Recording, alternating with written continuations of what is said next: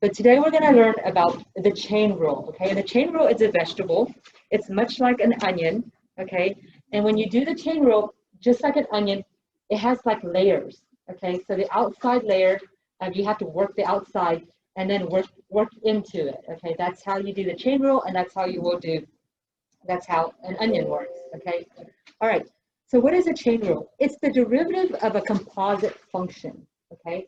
Do you remember composite functions in Algebra 2? Okay, up to this point, anytime I gave you a derivative, I only gave you an x raised to something, okay?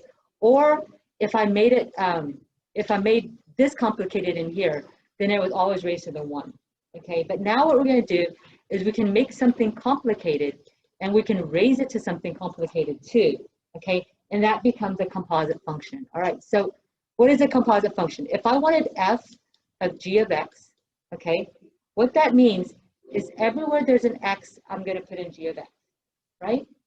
So if my f is square root of x, that means everywhere there's an x, I'm going to put in g of x, okay? If I tell you my g of x is 2 sine x, then this is f of 2 sine x, okay? That means everywhere there's an x, I'm going to put in 2 sine of x. So this is the square root of 2 sine x, right? You guys remember composite functions, okay? Wherever you, wherever you find your outside function, that's your f, okay? So that f here is my outside function, okay? I plug in g of x everywhere there's an x, okay? So we're going to take the derivative of functions like this today.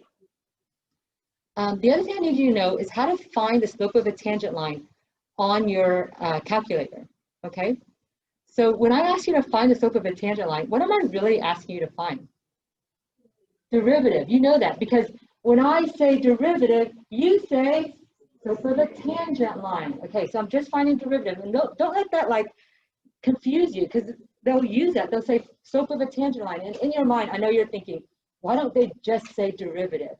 It's because the slope of a tangent line is actually very useful in calculus. And so sometimes we call it slope of a tangent line. Okay. So if you want to find the slope of a tangent line, then basically you're just finding the derivative of f, right? But if you look at this, you do know the derivative of e to the x. We talked about that yesterday, that's e to the x, okay? But you actually don't know yet the derivative of e to the 2x minus 1, okay? It's actually e to the 2x minus 1, similar, but it has a different factor. You also have to multiply by the derivative of this, which is 2. But you don't have to know that today. We're going to talk about that probably in like 3 weeks, okay, or so. But the thing is, you don't know how to take the derivative of this, okay? But what they're saying to do is take the derivative of this and then plug in 4. So once you take the derivative, I'm going to take the e, I said this is e to the 2x minus 1 times 2, then plug in 4, and whatever you get for your answer, it's a number answer. Does that make sense? It's a number. I don't know what it is, but it's a number. So your calculator cannot do this. No calculator. I don't mean like don't use it. Like your calculator can't do it. Your calculator can't take the derivative of e to the 2x and give you x's. Like, right, when you punch things in your calculator, do you ever get x's as your answer? Like never, right? But your calculators can give you numbers, okay? So what your calculator can do is it can go from this step, skip the derivative step, and go right to this step. Does that make sense? It can take the derivative, it can plug it in and give you a number back, but it can't give you, like it can't give you this. Does that make sense? Your calculator can't give you the x's. So let me show you how to do that. So remember, we don't really want the derivative of x. We can just skip and go right to the derivative of x, plug in our 4. Does that make sense? The way you do that is you go into your calculator and you hit math 8, okay? If you hit math 8, if you have a fancy calculator, if you paid money for your calculator, okay, then you'll have a DD something, and you'll have a blank here, and there'll be a line, and then it'll be x equals blank. Are you okay? Okay. All right, everybody good with that? Okay. What you're going to do is there's a button on your calculator that says like x. It says like x comma theta comma t or something like that. Do you see that? Punch that in right there. Put x right there. I mean, all you do is just put an x, put that button right there. Go over here and put the function. So this function is you want to take the derivative of e to the 2x minus 1. So put that up here, okay? Then remember, your calculator can't take the derivative of this, but it can take the derivative and plug in a number. So put in a 4 right there, and that is how, if you have one of the new calculators, you can get a number here. And it's a big number. Do you know, what did you guys get? 932677, like that? Something like that? You're not really nodding, though. Something like that. Okay. But if you have one of the older calculators, go ahead and hit Math 8, okay? Then you'll see on your calculator this thing that says N deriv, okay? I think it opens the parentheses for you. I don't think you have to open the parentheses, but if you do, then put the parentheses. You put in the function, then you go find your comma button, okay? It's kind of in the middle to the right. And then you hit comma and you hit X, comma and you hit 4 and close your parentheses and then hit enter, okay? So if you have a ghetto calculator like mine, if you didn't pay a lot for your calculator, okay, this is a situation you got into, okay? And if you notice, you actually enter in the same things. It's just in different order. Does that make sense? And in this one, you have to hit commas, and this one you didn't, all right? And you get the same thing. So I just want to show you guys, this is how you take the derivative on your calculator, if you have a calculator, and if you're okay with skipping that middle step. You know what I'm talking about? Your calculator can never give you the X step. It can go all the way and plug in the number and give you the number derivative, all right? Okay, and just FYI, I don't know if you saw this, but yours said equation here. Make sure you change it to slope because we didn't find the equation of a tangent line. We actually found a slope, so it's typo, sorry, in your thing. So we want the slope of a tangent line. I think next week we'll talk about the equation of a tangent line. Okay, so let's look at homework questions you guys have. All right, we're looking at the product rule. What questions do you guys have from homework? 17. Okay, I'll do 17, and 17 is a lot like 18. Okay, so let's start with 17. The one thing on 18 that you need to know on 18, actually, let me do 18. Let me do 18, and then it's a lot like 17. Okay, let's do that. All right, on letter A, what they're asking you to find is P prime at 4. Okay, now here's the thing. You never plug in the 4 first. You always find the derivative first, okay? So you're going to find P prime of X first. So to find P prime of X, you have to find out what P of X is. And they tell you that P of X is actually F of X times G of X, right? Well, if you know that P is equal to F times G, if you take the derivative of the left side, so that's P prime, what's the derivative of the right side? What's the derivative of F times G? Very good. That's wrong. Why is that wrong? Because it's the product rule. Is everybody good with that? Okay, I loved it that you said that because here's the thing. The derivative of F times G is not F prime times G prime. It is the derivative of the first times the second plus the derivative of the second times the first, okay? In limit land, you can do that, but in derivative land, you actually have to memorize this product rule. But you know what? I really don't want P prime of X. I really want P prime of what? 4. But that means everywhere there's an X, I put in a 4.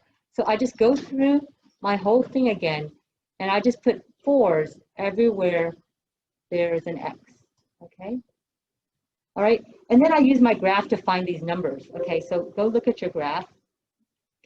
I wish I had copied it here, but I didn't. So that's okay though. You can just look at it and figure this out. My G graph looks like that. Okay, that's my G graph. My F graph looks like, okay, very bad drawing. But anyway, that's my F graph. And then I want it at 4, right? So go look at 4, wherever 4 is. So here's 4, okay? I'm gonna grab all these numbers, okay, off of this graph. So let's think about it. If I want F prime at 4, okay, go to your F graph and find your dot. You agree it's right there, okay? How do I find F prime? I mean, I can find F, I just read off the graph. How do I find F prime? Slope, right? It's a slope of this tangent line right here.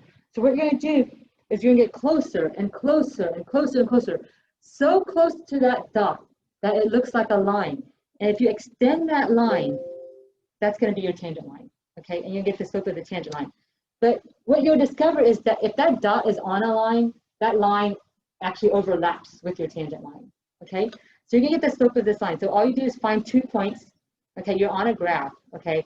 and you're going to do delta y over delta x, rise over run. So go find the slope of that.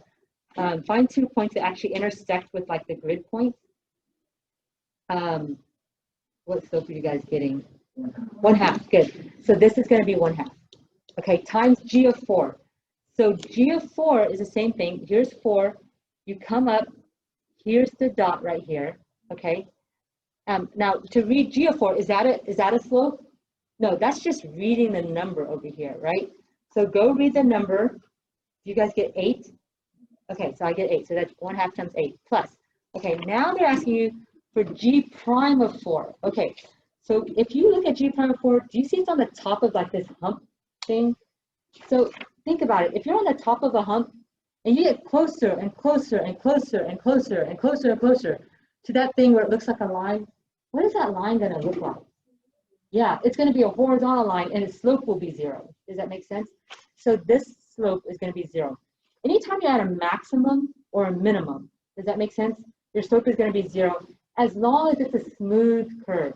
If it's a sharp turn, like a point, then the derivative doesn't exist. A slope doesn't exist at a point. Does that make sense? Because you can't draw a line at a point, okay? But a smooth curve, it does. All right, and then you're going to do 0 times f4. And the f4 doesn't super matter. I don't know if that's a word, super matter. Oh, it probably is. It's probably a scientific word. But f of 4, I think is 1. I'm not really sure. I think that's what I'm reading. But 0 times whatever it is going to be 0. Does that make sense? So your answer here is going to be what? 4. Okay. When you do the next one, do you see it's not product rule, but quotient rule? Do you guys see that? So that's what they're fishing out of you. So when you do Q, and I won't do it for you, but I'll kind of set it up for you. When you do Q of x is equal to f of x over g of x, if you wanted Q prime at 7, okay, now make sure, don't plug the 7 in first, okay? You have to take the derivative first, then plug in the number, okay? So when I take the derivative, that's going to be, let's see, the derivative of the left side. The derivative of Q is just Q prime. But the derivative of f over g, okay, is not, make sure you understand, it is not f prime over g prime. Everybody good with that? It is kind of like a sing-songy thing. It is the derivative of the first times the second minus the derivative of the second times the first all over the bottom, whatever the bottom is, and you square it, okay? But you don't want q prime at x, you want q prime at what? 7. So you're going to go through, and everywhere there's an x, you're going to change it to a 7. Okay, that's what q prime at 7 means.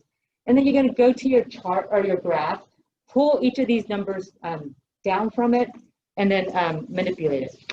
Okay? What other number did I hear? 15. Okay? Guys, 15 is super important. I did put this on your test. Okay? And something like it also is on your review. Okay? 15 just says take the limit as h goes to 0 of sine pi plus h minus 0 over h. Okay. You can, like, I feel like the multiple choice is very confusing. Like, just look at this. Just if you had this problem on your test, I mean, this is what your test problem will be like. You have this, that's all I'm going to give you. Okay, I'm going to say find the answer. Okay. In the old days, and actually you still should do it, you would plug in h goes to 0. So if I plug in h goes to 0, what I'll get is sine of pi minus 0 over 0, which is 0 over 0. And so I'd say, oh, gotta do something else, okay? Now that something else might be factoring. Factoring is not gonna work. Could be conjugate pairs, okay? This is like sine pi plus h minus 0.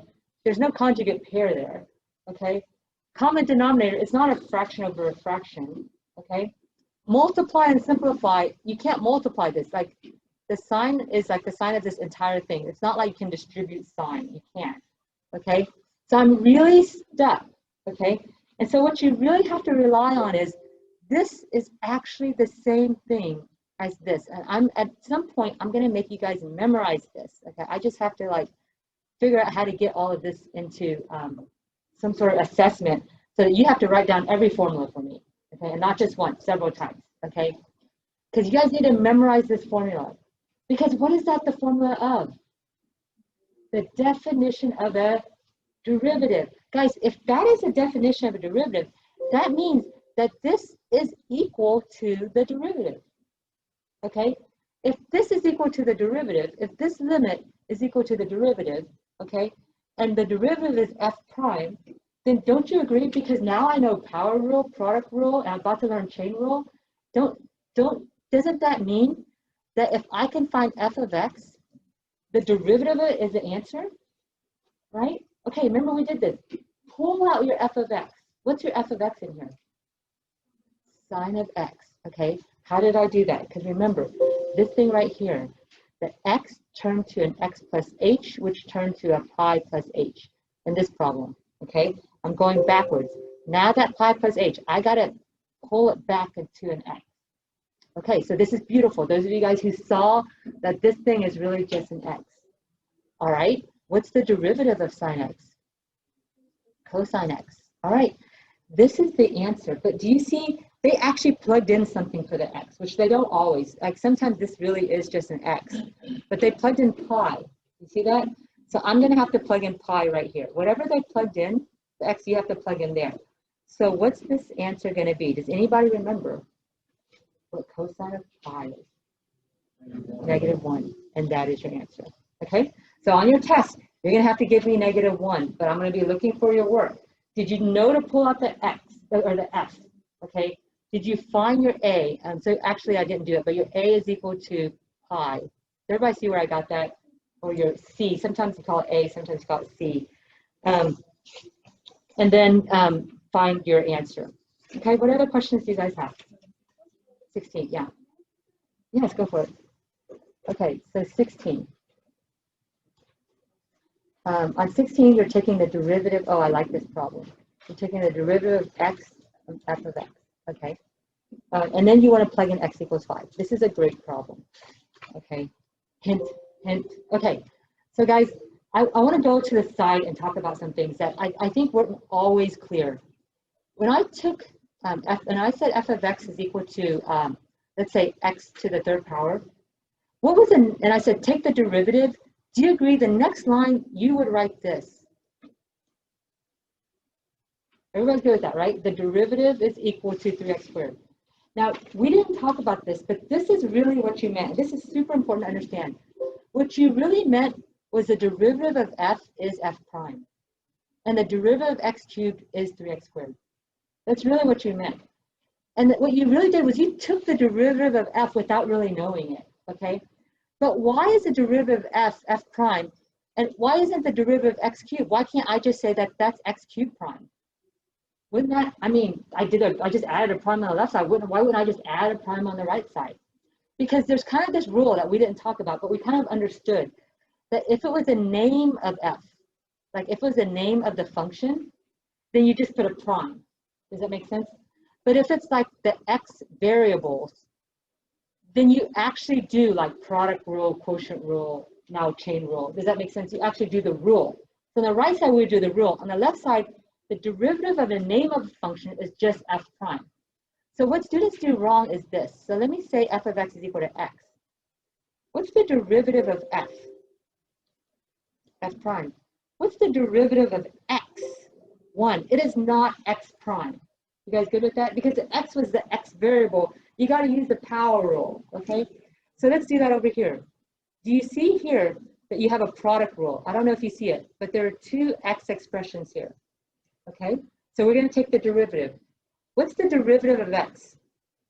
1 times the derivative of the first times the second. You guys good with that? You guys okay with me just saying times the second plus, this is product rule, plus the derivative of the second. What's the derivative of f?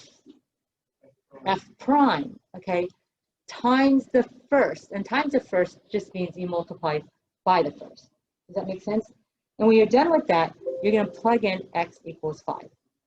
Okay, so what does x equals 5 mean? It means everywhere there's an x, now plug in 5. So what do I have? 1 times, you guys okay if I get rid of the 1? Because it's just 1 times, okay? So it's f of 5 plus f prime of 5 times 5. And not every student can do this, but I know every student can do it, okay?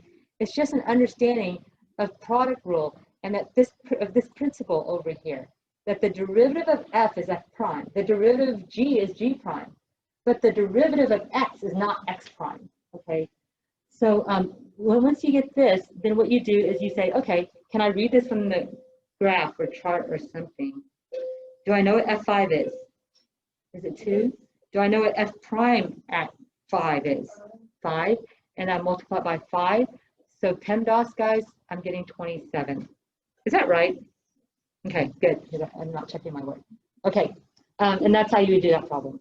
I'm going to move on, guys, and if we have time, we can answer some more questions. Okay, I'm going to go on to chain rule. This chain rule worksheet that you guys are going to do tonight, it's going to last for 2 days. Okay, so I hope in your mind you're not saying that means I'm going to work on it on Wednesday, because I want you guys to work on it, do as much as you can, come with questions tomorrow. Does that make sense? And all we're going to do is answer questions on chain rule tomorrow. Okay, and then you'll finish up the homework.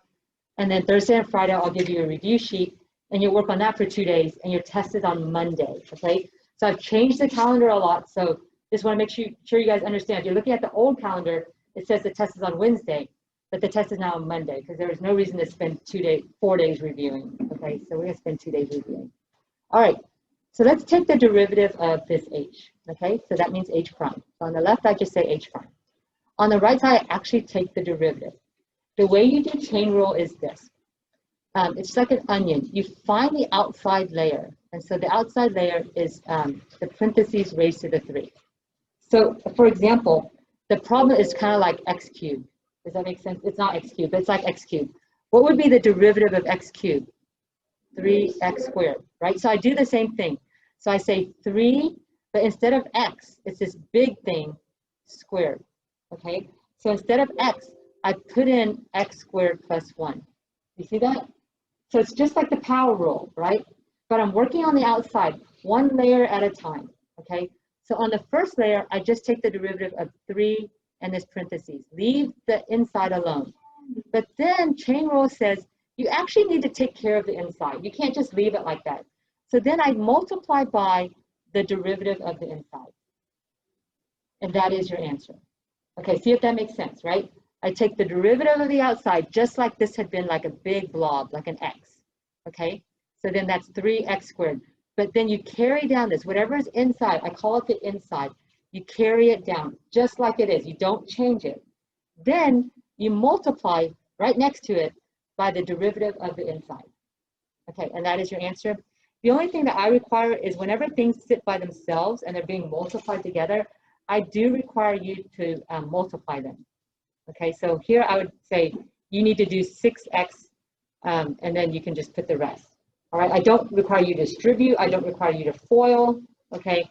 But if there are monomials sitting together, I do require you to simplify those monomials. Okay, so let's talk about what chain rule looks like. The top formula is a formula you're going to memorize, okay? And that formula goes like this. The g of x is the inside, okay? So now we're talking about names, okay? So we're not doing x's. The derivative of f is f prime. So what you do is you take the derivative of the outside, okay? The g of x is the inside. So you leave the inside alone, okay? Then you multiply by the derivative of the inside. And that is a chain rule. You'll see this all the time, okay? And this is what you have to memorize, this formula right here, okay? If I say what's the derivative of a composite function, you have to write everything on the right. You wouldn't write the arrow, okay? But you have to write everything on the right, okay?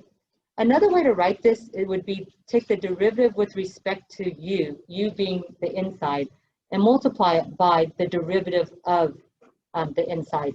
This one you don't see as much in Calculus 1, okay? But essentially a lot of times we do it. So this one's not super important. The reason this is nice is because these cancel and algebraically it works, okay? And that's why it's nice.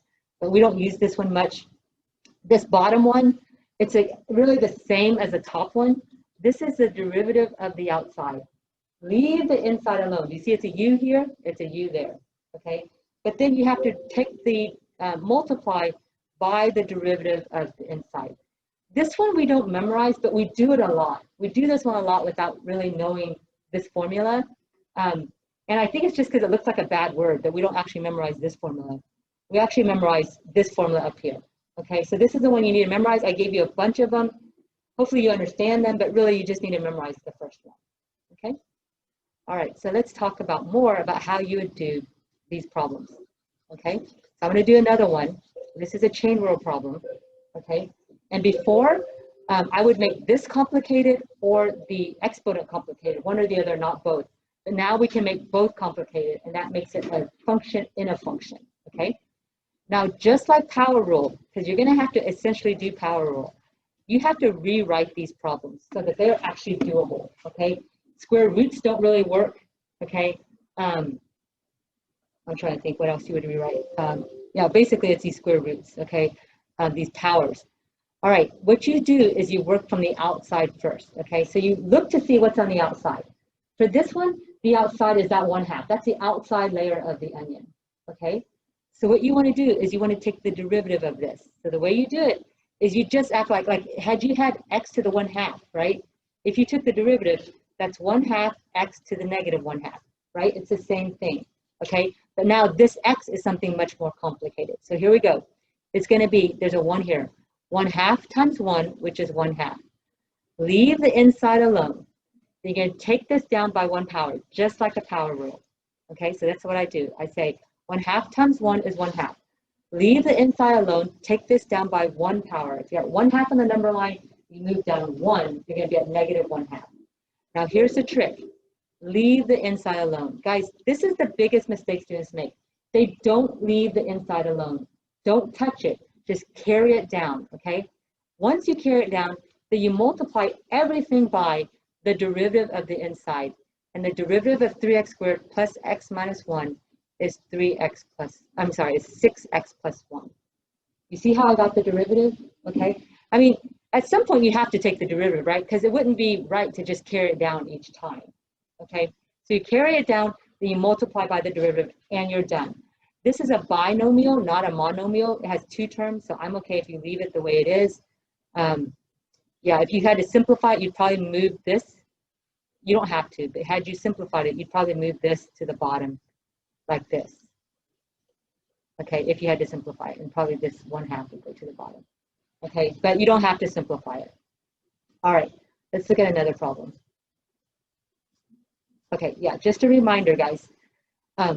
The way we do this is like an onion. You take the outer layer first. You got to identify the outer layer. You peel that layer, and then we peel into, okay, into the function. All right, so let's see. If you have a problem like this, I want you guys to realize this. When you have a plus sign in between, like a giant plus sign, like I'm not talking about this plus sign, because this plus sign is within the problem.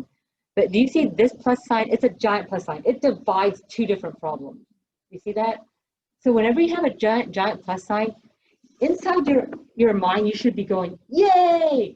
The reason is because this is just 2 separate problems. You thought you got to do 1 problem, but oh boy, you get to do 2. Does that make sense? And you just put a plus sign in the middle of them. Okay, and that's your answer. Okay, so this is really just 2 derivatives with a plus sign. So let's go ahead and try this. Here we go. Let's take the derivative of this term first. Okay, find your outside. Find the outside layer of your onion. Okay, we're going to take the derivative of that. What do? 5 times 3, which is 15. Leave the inside alone. The 5 is going to turn to a 4. Very good. Now, when we say leave the inside alone, the inside is inside the parentheses. Everything inside the parentheses, you're going to leave alone. So I'm just going to copy that. I'm going to do it in a different color. You can see. Okay, you leave the inside alone. Now, don't forget, what do I have to do? Multiply by the derivative of 1 minus x cubed. And put all that in parentheses. What's the derivative of 1? 0. What's the derivative of negative x cubed? Okay, so there I am. I'm done with the derivative of the first term, okay? See this big plus sign? All I do is copy it, okay? This side never jumps over that side. Does that make sense? That side's not going to jump over this side because it's a big plus sign, okay? So, oh boy, I get to do another one. So here we go, okay? I'm going to find the outside. Go find the outside of your onion, the outside layer, okay? Now you guys do it. Take the derivative of this using chain rule. Did I forget a parentheses? Yeah, oh, you're saying what it is. Okay, good. Yeah, it's 8 parentheses.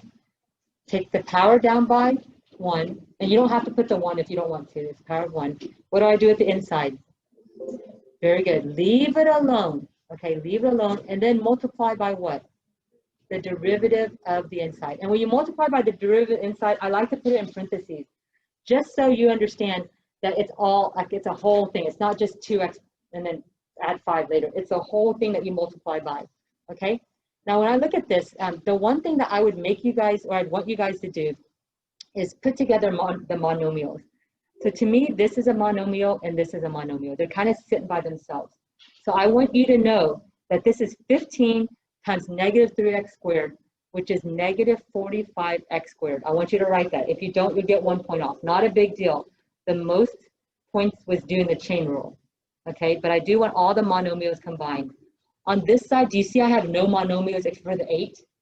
So I'm okay with you guys just leaving the right side exactly like it is. I wouldn't FOIL. Some of you guys are going to FOIL. I wouldn't FOIL. I would just leave it like it is, okay? If you FOIL, you take a chance of getting it wrong. All right? Okay, let's do another one.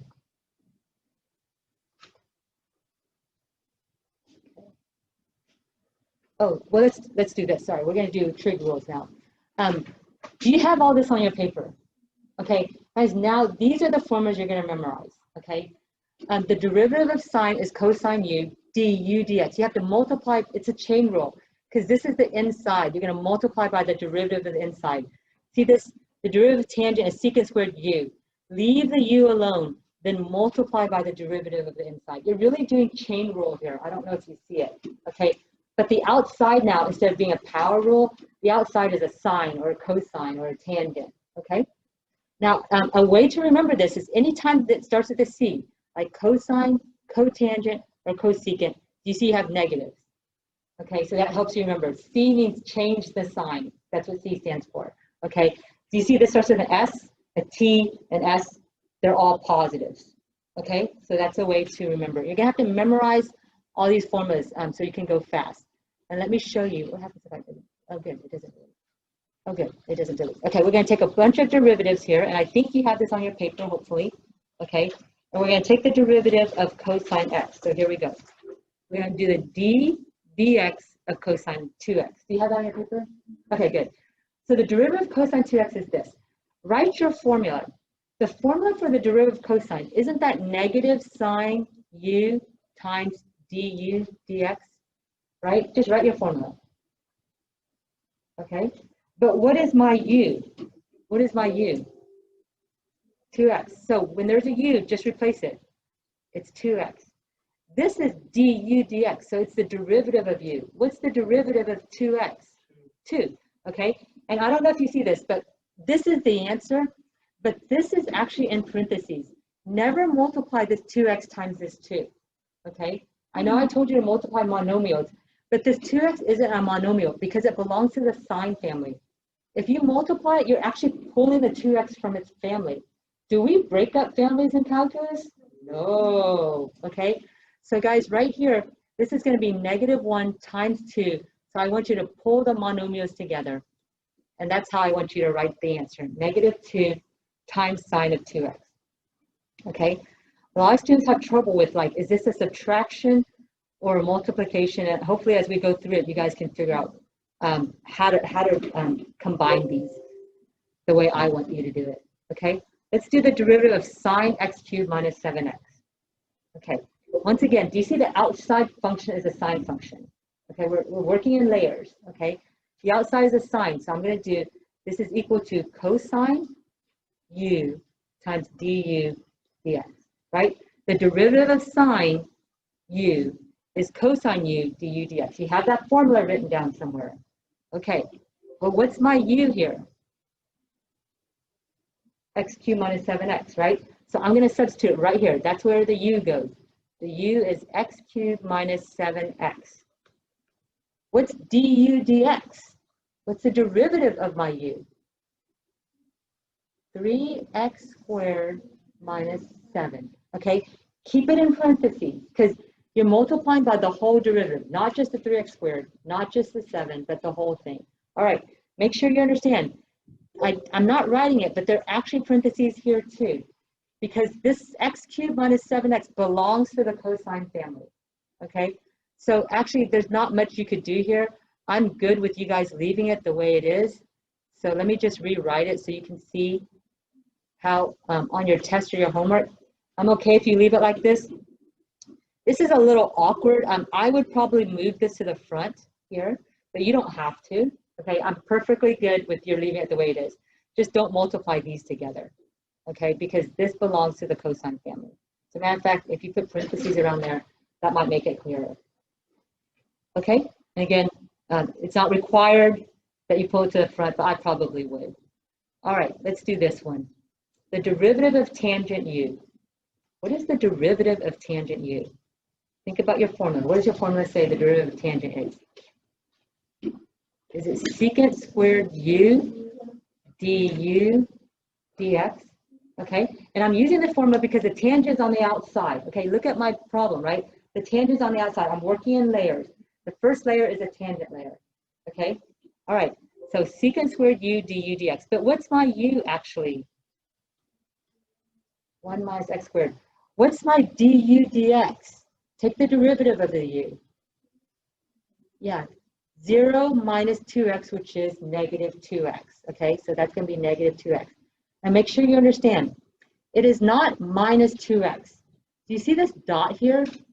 It's multiplied by negative 2x. Okay, so what I'm going to do is I'm going to put this in parentheses that nobody thinks that it's minus 2x, because I have students think that that means minus 2x. It's multiplied. The other thing is this guy is in parentheses. Okay, so let me rewrite this. This is equal to secant squared 1 minus x squared, okay, times negative 2x. You guys see, I'm trying to write it a little bit neater, okay? Now again, I'm real picky about this. Probably not everyone is, but I'm not picky about other things, okay? If you see this negative here, I want you to know that that's negative 1 times 2x, all right? And everything's being multiplied together. It's not subtraction because of this dot here.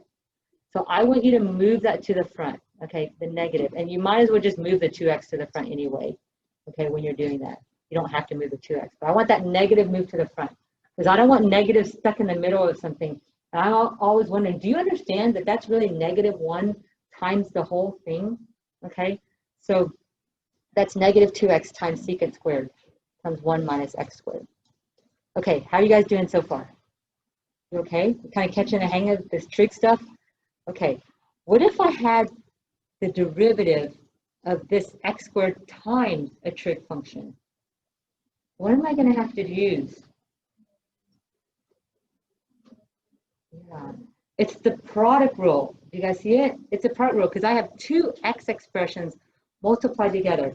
Guys, it is not the derivative of this times the derivative of that. It is not. In limit land, you can do that, but not in derivatives. I have to do the derivative of the first times the second plus, okay, it's a plus sign because it's product rule.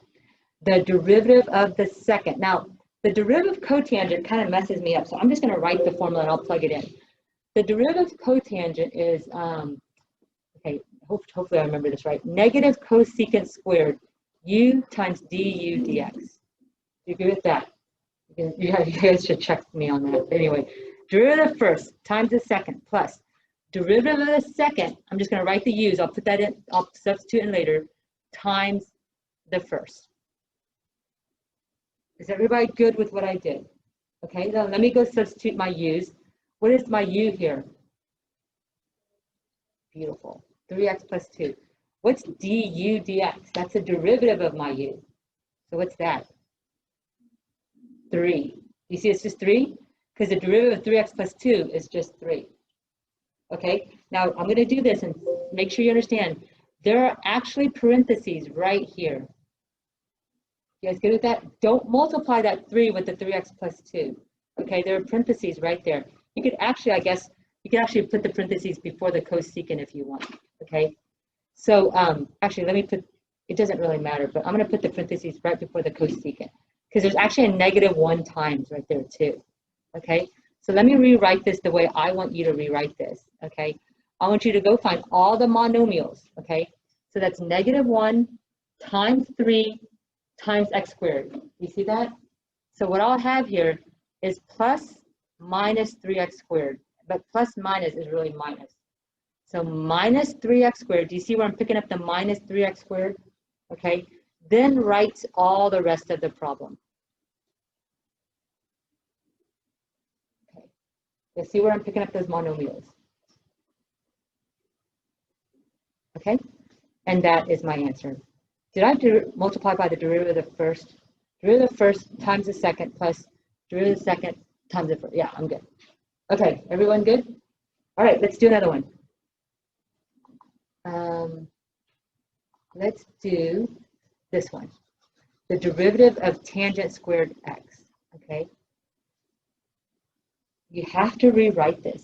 This 2 in here, I don't like this notation. Not only is it, the only reason people put a 2 in it is I think to make it beautiful.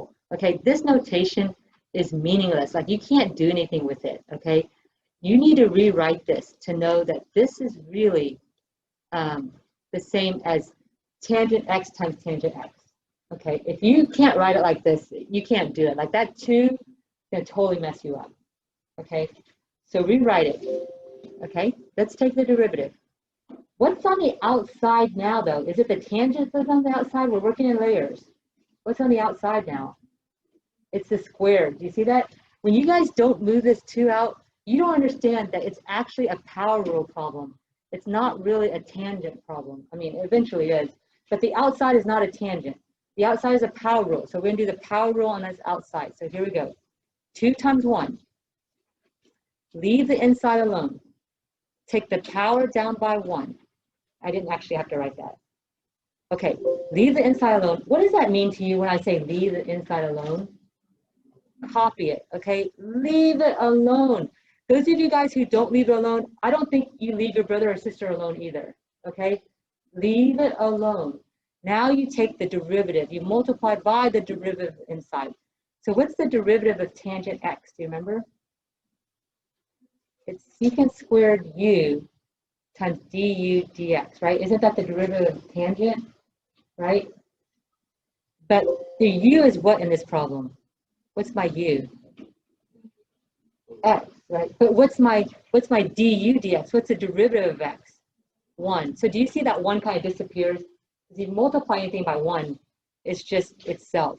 So if I rewrite this, this is tangent 2 times tangent x times secant squared x. And that's pretty much my answer. And if you were moved by the Spirit, okay, to change this to this, that would be perfectly fine. Okay, like I said, this notation is very hard to understand, but this notation is a lot easier to understand what's going on. Okay, all right, let's see if we can do another one. This one right here, you guys do it. Do a rewrite on it. You can't do it without a rewrite, guys.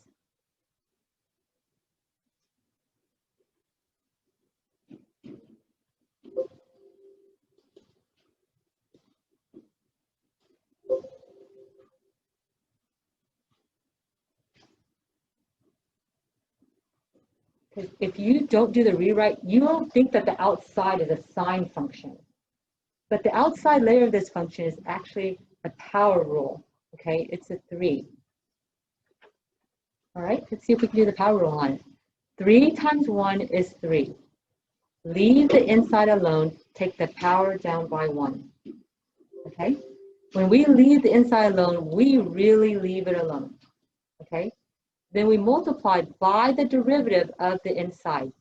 Now we take the derivative of sine. What's the derivative of sine? What's the formula? Cosine u times du dx, okay? What's my u here? 2x. So what's my du dx? What's the derivative of 2x? 2, okay? Make sure you understand, this cosine 2x is a family. You can't break up that 2x, all right? So if I go look for all the monomials, then monomials I would see is 2 here and 3 here. So I'm going to multiply them together. I get a 6. Inside, I still have this sine 2x squared. I also have a cosine 2x. Okay, and that's pretty much as simple as I see that I can get it. Okay, Sometimes on your homework, you're going to see something that looks like this. Okay, what that means is take the derivative twice. Okay, it's the same thing as this, which is the same thing as this. Have you guys seen that? Okay, so guys, if you see this on your homework, it just means take the derivative, whatever you get, take the derivative again. Okay, so that's going to be on your homework tonight. All right, and I think you've done some of those. Have you done any of the second derivative ones? No? Yes? Okay. All right, let's look at this problem. Go ahead and do a rewrite.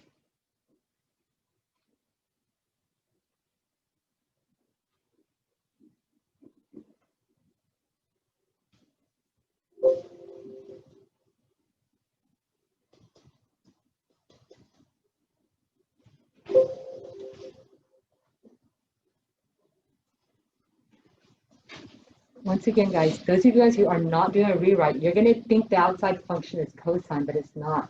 The outside function is actually a power rule. Okay, it's actually like an exponent. All right, let's see if we can take the derivative of this. 3 times 3 is 9. Leave the inside alone. Take the power down by 1. Okay, basically just a power rule. When I leave the inside alone, that means I just copy this cosine x cubed plus 1. What is the derivative of cosine u? Negative sine u du dx. Do you remember that? Negative sine u du dx. Okay, what is my u in this problem though? X cubed plus 1. What is my du dx? 3x squared. Okay, I'm going to tell you guys something that a lot of students do wrong on this problem. See this 3x squared? I don't know why they do it, but they see 3x squared and then they take the derivative again. Okay, and then they'll be like, oh, okay, then it's times 6x. Then they'll take the derivative again, times 6. And I'm like, I don't know why they keep taking the derivative. Like, you don't just keep taking the derivative. Does that make sense? You only take the derivative when it's like the formula says to take the derivative. Does that make sense? Otherwise, you don't just keep going. Everybody good with that? Because honestly, if you keep going, you're going to go to 0. If that makes any sense. If you keep taking the derivative of a polynomial, you're going to get a number, you're going to go 0, then the whole answer is 0, and that would mean every answer is 0. Does that make sense? So you would never just take the derivative incessantly. All right, so let's look at this. Let's find my monomials. Okay, let me put this in parentheses, help you guys understand. This is parentheses here. I didn't put a dot, but this is actually a multiplication here, because you're multiplying the derivative. Okay. So do you see I have a negative 1? Let me copy it. I have a negative 1, a 3x squared, and a 9. Okay, I'm going to multiply them all together. So that's going to be negative 27x squared. Are you guys getting the same monomials that I'm seeing? Okay. And then this is going to be cosine quantity x cubed plus 1 squared. Okay. And then I already took care of the negative 1, so all I have left here is sine times x cubed plus 1. Okay, and if you want to put a dot here, you can. I don't think you have to because it's an assumption that they're being multiplied. Okay, but just make sure you understand everything's being multiplied. This minus sign right here, students think it's subtraction. It's just a minus 1 times. Okay, all right. And I want to do this problem with you guys, and then we'll see if there's any other like really hard problem that we need to talk about before you guys get working on your homework. Okay, let's do this one. You have to rewrite first.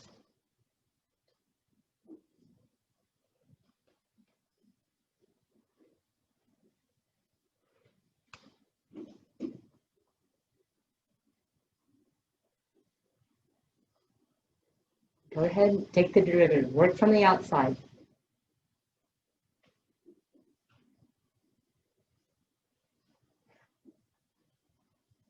Leave the inside alone.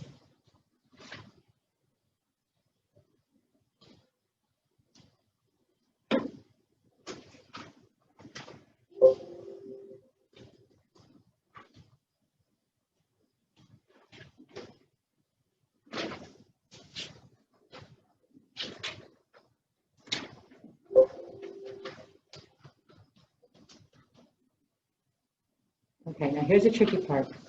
You leave the inside alone, so you got secant 2x plus 1, right? What's the derivative of secant u? Go look it up. It's kind of a weird thing. It's secant u tangent u du dx. And everything's being multiplied. So you're multiplying secant u times tangent u times du dx. All right, what's my u in this problem though? Okay, so here's my u. So I'm going to replace it. Here's a u. I'm going to change it to 2x plus 1. Here's a u. I'm going to change it to 2x plus 1. What's du dx? 2. Okay. Where are my monomials? 2 and 12. So it's going to be 24. I'm going to move it to the front. Okay. Then what I have is secant 2x plus 1 raised to the squared. So this would be squared times secant 2x plus 1 times tangent 2x plus 1. Do you guys see anything that I can combine here? Yeah, do you see there's 3 secant 2x plus 1s? Does that make sense? There's 3 of them. There's 2 here and there's 1 here. So on my math lab, it would probably want you to combine this. For me, I'm okay. For me, I'm okay if you left it like the row above. But seriously, I think, especially if you're in college, I think they would expect you to combine the secant ones. Okay, they'd be like, don't you see that there's actually 3 secant 2x plus 1s multiplied together? Does that make sense? So you actually have 3 of them. Okay. All right, you guys get on this problem. Okay, I'm going to try to scroll down now. I think we've done, oh, I want to do this one too. I want to do this one because the rewrite is a little bit difficult. And then I'll scroll down and see if there's anything we really need to cover. And I'll let you guys work on your own. Okay, this problem right here,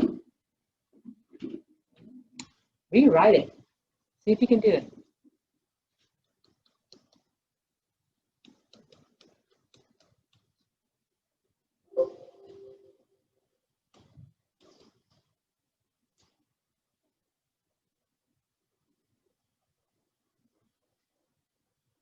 Right, don't let it scare you. You know what the cube root means, right? It's 1/3. Okay, what does this mean? Do you add them or multiply them? It's a power to a power, multiplying, okay? So this rewrite would actually be x squared minus 1 raised to the 2/3. So it looks so ugly to begin with, but look, it's really just raised to the 2/3. Let me make it a fraction like this, okay? And so again, you would just use the chain rule here. So I'm going to take the derivative of a. Okay, that's going to be 2/3 times 1. Okay, look at your outside. Get your outside layer. It's going to be 2/3 times 1, which is 2/3. Leave the inside alone. I'm at 2/3 on a number line. I'm going to move 1 to the left. Where am I now? Negative 1/3. So that's negative 1/3. Okay. Leave the inside alone. What does that mean? That means, guys, carry it down. Do not take the derivative there, okay? Then you can satisfy your need to take the derivative by multiplying by the derivative right next to it. So what's the derivative of x squared minus 1? 2x. Beautiful. Okay, so if you look at this, the monomials I see would be the 2x and the 2/3. So I would want you to multiply that together. So that's 4x over 3. But everything else, you would just leave.